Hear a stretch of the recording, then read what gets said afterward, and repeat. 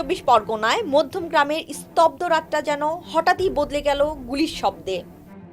খুব কাছ থেকে পরপর বেশ কয়েকটা গুলি, মুহূর্তেই রক্তাক্ত হয়ে লুটিয়ে পড়েন বিজেপি নেতা শুভেন্দু অধিকারীর সহকারী চন্দ্রনাথ রথ। বুধবার রাতের এই হত্যাকাণ্ড ঘিরে এখনো তীব্র রাজনৈতিক উত্তেজনা পশ্চিমবঙ্গে। বিজেপির অভিযোগ, এটা পরিকল্পিত হামলা। কয়েকদিন ধরে রেকি করে ঠান্ডা মাথায় খুন করা হয়েছে চন্দ্রনাথকে।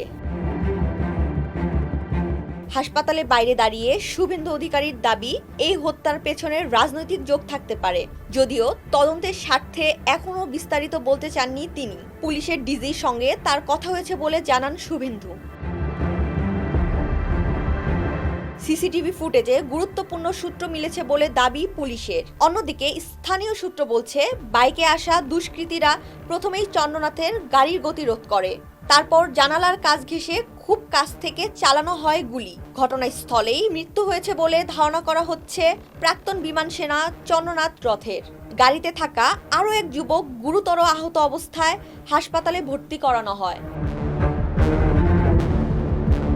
নির্বাচনের ফল প্রকাশের পর থেকেই পশ্চিমবঙ্গের বিভিন্ন জেলায় সহিংসতার অভিযোগ উঠছে। খড়দায় বোমা, বরাহনগরের ছুরি হামলা, বসিরহাটে গুলি, উত্তপ্ত একের পর এক এলাকা। তার মধ্যেই এই হত্যাকাণ্ড নতুন করে বাড়িয়েছে আতঙ্ক।